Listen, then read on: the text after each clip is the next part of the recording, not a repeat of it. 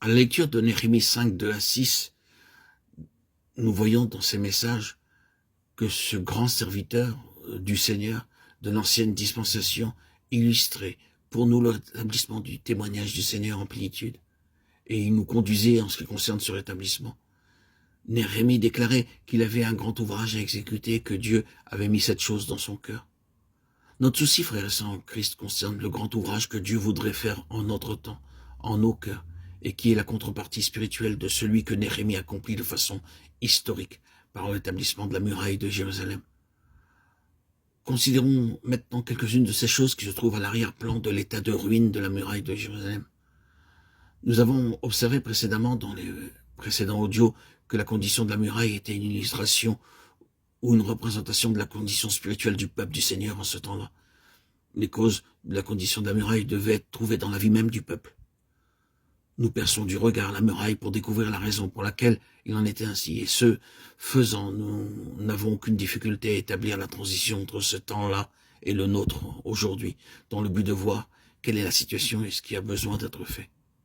Le 5e chapitre de Néhémie nous apporte la première des conditions particulières qui caractérisaient cette muraille en ruine, mais aussi du peuple de Dieu, étant donné qu'en ce temps-là, la muraille reflétait son état. Il se trouvait dans l'esclavage et la faillite. Si vous avez pu regarder cette muraille, vous auriez dit « Ah, c'est là une bien triste image de l'état de faillite du peuple du Seigneur à l'heure même. » Et cet état était en complète contradiction avec la pensée et la volonté du Seigneur.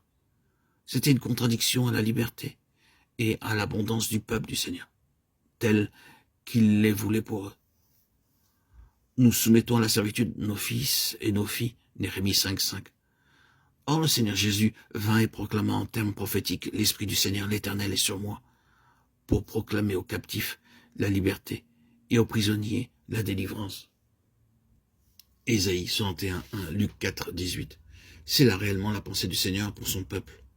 L'esclavage parle toujours de loi et de tyrannie, et donc de crainte.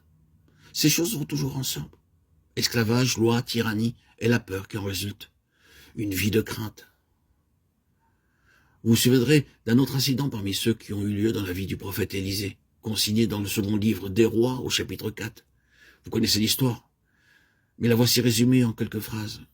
La mort a fait son entrée, le créancier est venu réclamer le paiement de ce qui est impossible à pourvoir. La loi se trouve à la porte, menaçant de réduire à l'esclavage, et la peur a pris place. En face de cette situation, il y a Élisée, l'homme que nous savons représenter et incarner la loi de l'esprit de vie, qui a toujours affaire à des situations de mort et à leurs conséquences. Et ainsi, Élisée entre en scène, et en procurant la vie, en faisant usage de la loi de l'esprit de vie, rend possible de faire honneur à toutes les obligations, satisfait le créancier, détruit la crainte et libère les fils. C'est là une belle illustration d'une grande partie de la vérité néo-testamentaire.